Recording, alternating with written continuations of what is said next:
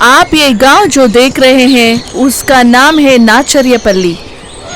इस नाचर्यपल्ली ग्राम में बहुत ही पुराना था। उतना ही नहीं, ये बहुत विभिन्न ग्राम था। इस ग्राम में एक पर्वत के ऊपर बहुत साल पहले से ही एक बड़ा पुरातन वाला घंटा उधर था। वो घंटा हर पूर्णमासी को 3 बार बजता ही रहता है।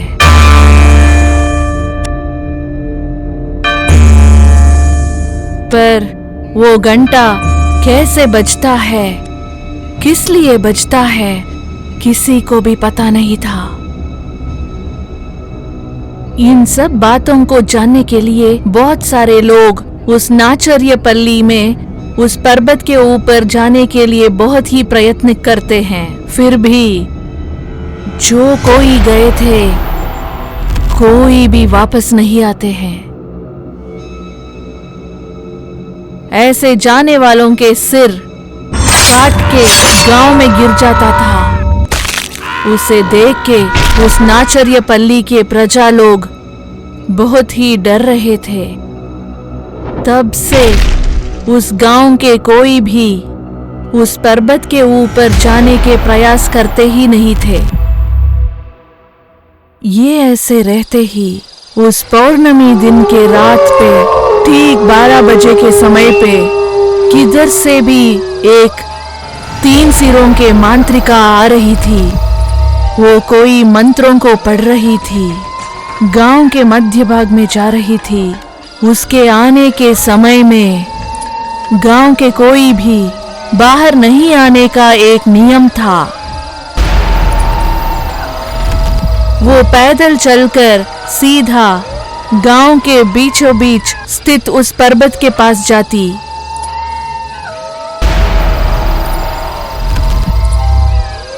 उस पर्वत के सामने ही दोनों तरफ 2 द्वार थे। उतना ही नहीं, उस द्वारों के बीच में बलि देने वाला पत्थर भी थे। ये 3 सिरों के मांत्रिका उसके 3 सिरों में 2 सिरों को हाथ में पकड़ के वो दोनों सिरों को उस बलि पत्थर पे रखती थी।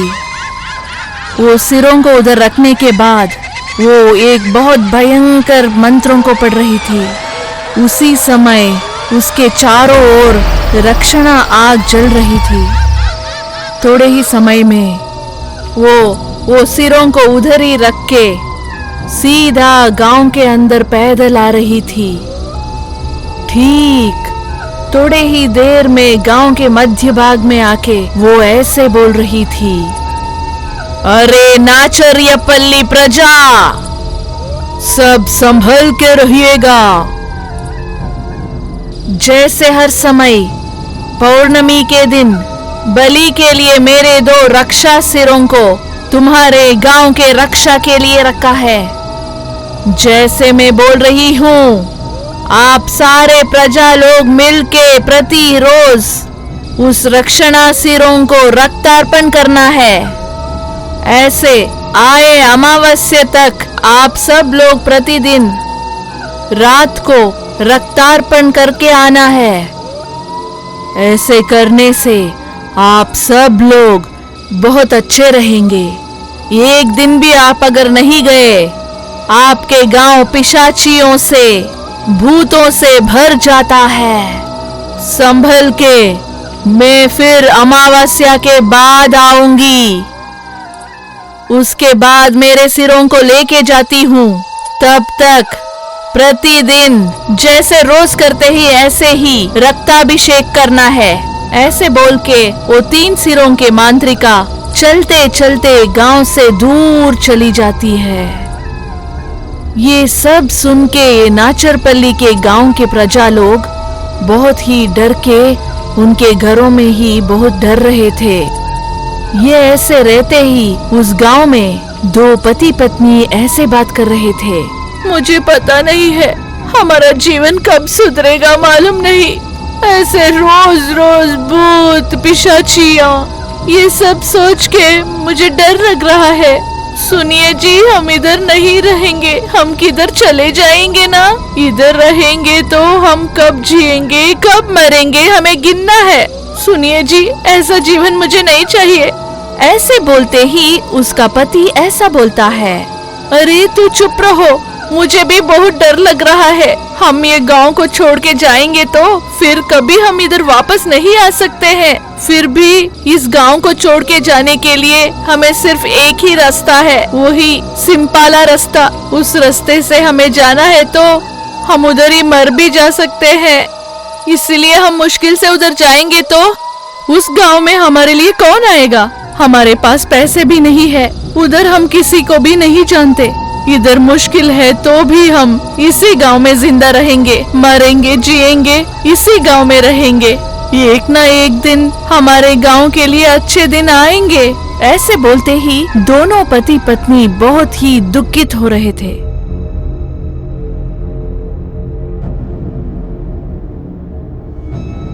ऐसे वो रात खो जाता है। इस नाचर्यपल्ली के ठाकुर का नाम है सोमराजू। सोमराजू उसके सेवक को बुला के ऐसा बोलता है, अरे वीरैया, कल रात को 3 सिरों के मांत्रिका आके सब बोली है ना, इसीलिए मैं ठाकुर साहब सबको बुला रहा हूँ बोल के डिंडोरा पीटो। सब लोगों को गांव के मध्य भाग में आने को बोलो, जाओ जाओ। ऐसे ठाकुर साहब अपने सेवक से बताता है। वो व्यक्ति गांव में डिंडोरा पीटता है, अरे सब सुनिए, ठाकुर साहब ने आप सब लोगों को आज सुबह उस पेड़ के नीचे समावेश को आना है। 3 सिरों के मांत्रिका जो बताया उसके लिए बात करने के लिए सारे गांव वालों को उधर आना है, हो। ऐसे इस ठाकुर साहब के सेवक डिंडोरा पीट के चला जाता है। जैसे बताया ऐसे ही ठाकुर साहब भी उधर आता है। गांव वाले भी उधर समावेश होते हैं। सब गांव के प्रजा लोग, अरे साहेब, ये 3 सिरों के मांत्रिका कौन है, ये घंटा क्यों बजता है, हमें कुछ भी समझ में नहीं आ रहा है। हर रोज रक्ताभिषेक करने से हमारा सारा खून चला जाएगा साहेब, हम मर जाएंगे साहेब। साहेब और कितने दिन साहेब। ऐसे बोलते ही ये सोमराजू, अरे डरो मत आप लोग, क्या करेंगे, हमें एक ही रास्ता बचा है, शिल्पाला मार्ग। उस शिल्पाला मार्ग छोड़ के दूसरे गांव को जाने के लिए भी दूसरा मार्ग नहीं है। हमें इस गांव को छोड़ के जाना है तब भी हमें उसी मार्ग से जाना है। उस मार्ग में जाएंगे हम पक्का मर जाएंगे, बोलिए चले जाएंगे। ऐसे बोलते ही उस गांव के प्रजा, साहेब जिंदा रहने के लिए जाना है तो आप बोल रहे मरने के लिए जाना है, क्या है साहेब ये। हाँ, अब पता चला, हमें और कोई मौका नहीं है, हम मरेंगे तब भी ये नियमों का पालन करना है। इस गांव में जिंदा रहना है तो ये नियमों को पालन करना है। 3 सिरों के मांत्रिका जैसे बोली है, आज रात से ही हम सारे लोगों को वो गांव के बीचों बीच जो पर्वत है उधर जाके रक्ताभिषेक करना है। कोई भी हो, सुनिए, ये काम आप लोग नहीं करेंगे तो एक के वजह से सारा गांव नाश हो जाएगा। सब लोग ठीक तरह से कीजिए, ठीक है, इसीलिए आप लोगों को इधर बुलाया था। ऐसे ठाकुर साहेब उन सब से बोलता है। तब एक व्यक्ति उधर दौड़ के आता है, साहेब साहेब, बेचारा सोमू मर गया है, कैसा मरा मुझे नहीं मालूम, उसके सिर उधर काट के गिरा है, मुझे लगता है ये पर्वत में चढ़ने को प्रयत्न किया होगा। ऐसे ये व्यक्ति बताता है। तब वो ठाकुर साहेब, अरे सोमो, क्या किया रे तूने, उस पर्वत पे जाने के लिए मना किया था ना, फिर भी तुम लोग जाते हो, ऐसे करके प्राण गंवा रहे हो, क्या करेंगे, आ जाओ आ जाओ। ठीक है, सारे व्यवस्था कर लीजिए और सोमो के घर वालों को भी बता दीजिए। ऐसे ठाकुर साहेब ने बताया। इस नाचर्यपल्ली ग्राम में एक विचित्र आचार भी था।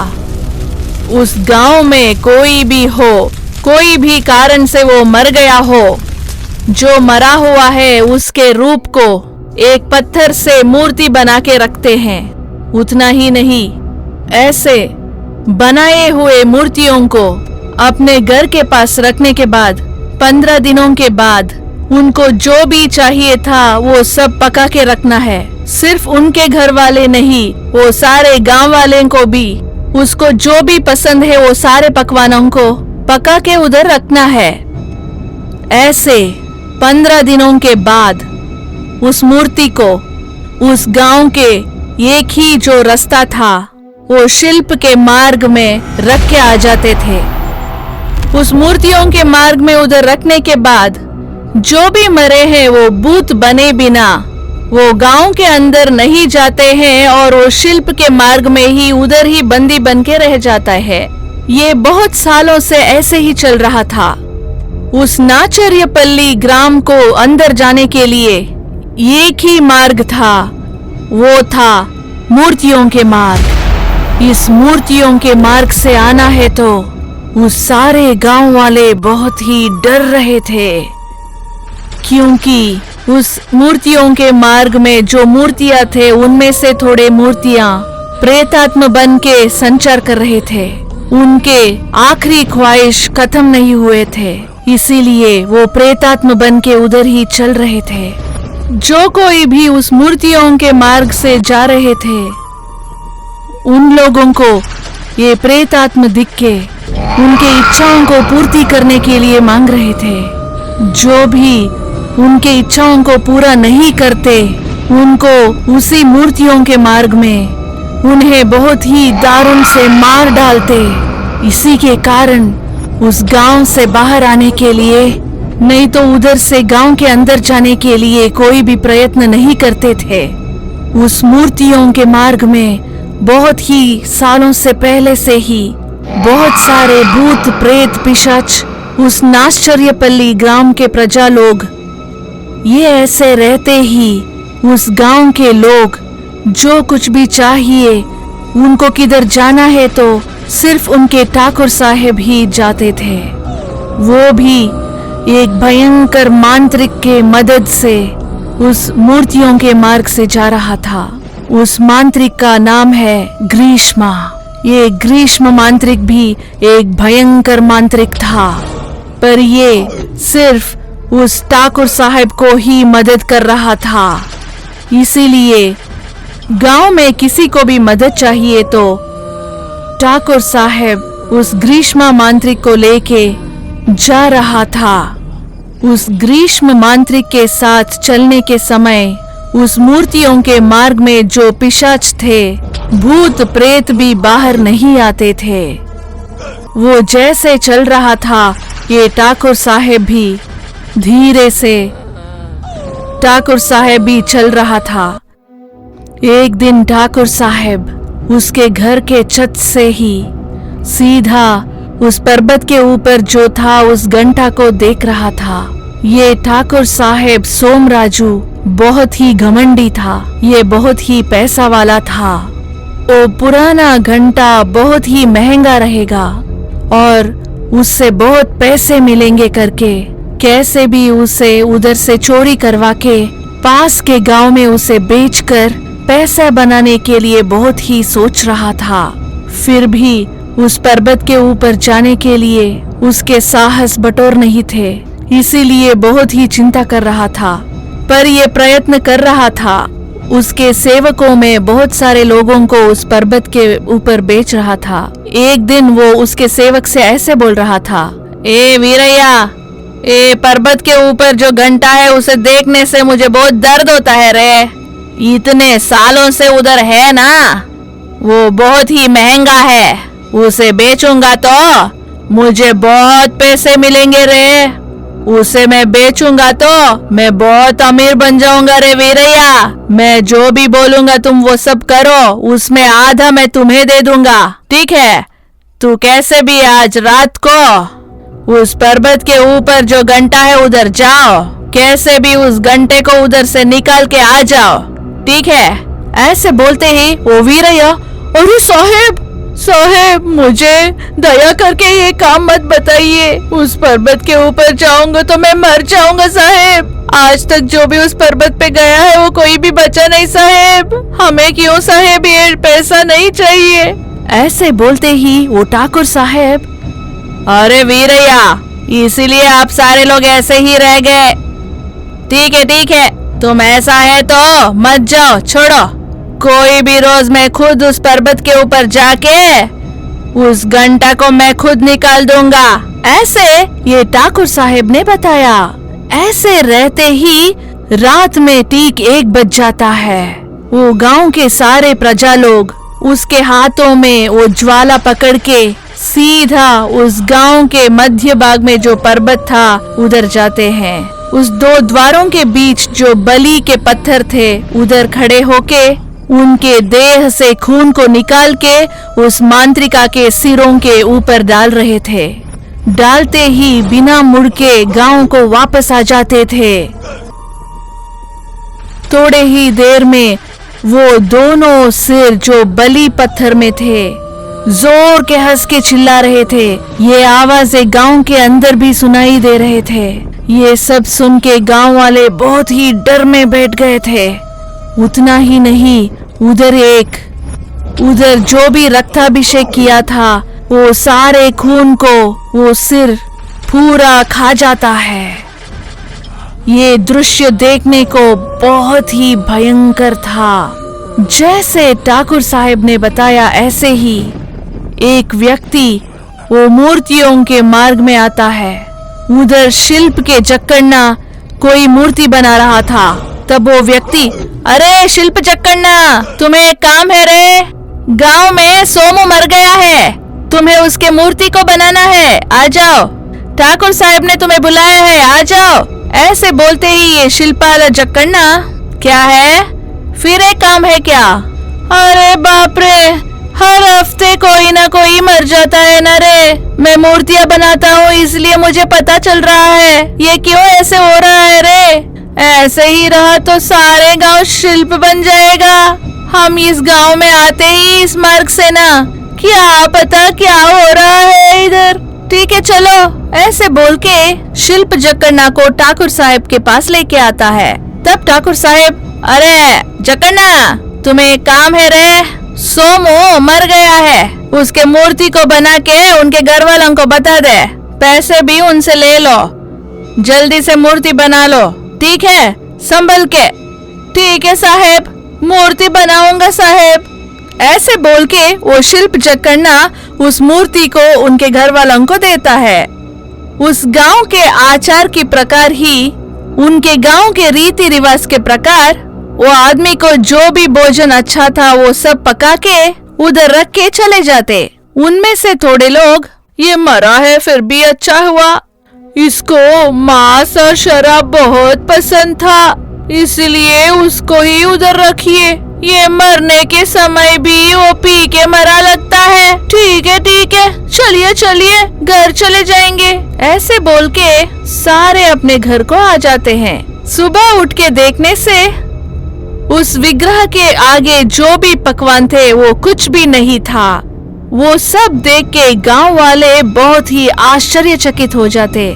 मुझे नहीं मालूम, रोज उसका आत्मा ही खाएगा, कोई भूत प्रेत पिशाची खा रहे हैं, मुझे नहीं मालूम। इतना मांस इधर रखा था सब गायब हो गया है। ठीक है, और 15 दिन हमें ऐसे ही नैवेद्य इस मूर्ति को चढ़ाना है, नहीं तो ऐसा नहीं होगा। ऐसे ये सब लोग बातें कर रहे थे। ऐसे होते हुए एक व्यक्ति उस भयंकर नाचर्यपल्ली के पर्वत के नीचे उसको एक सुरंग मार्ग मिल जाता है। उस सुरंग में वो देखता है उधर एक बड़ा सा भयंकर शरीर दिखता है। वो देखने को बड़ा पिशाच जैसा है। उसे देख के वो व्यक्ति आश्चर्यचकित होता है। अरे बाबा, इतना बड़ा पिशाच है, इतने दिनों यही भूत ने सबको मारा लगता है। इस पिशाच को देखने से मुझे बहुत डर लग रहा है। ये एक बार मेरे गांव में आके चला गया तो सारे गांव वालों को एक ही बार मार डालेगा। ऐसे वो व्यक्ति बहुत ही डर रहा था। पर वो व्यक्ति उस पर्वत के नीचे कैसा जाता है? मानव जब भी इधर जाते हैं वो मारने वाले उस पिशाच के पास वो कैसे गया? इस पिशाच और उस गांव को क्या संबंध है? ये सब जानना है तो आप अगला भाग देख लीजिए।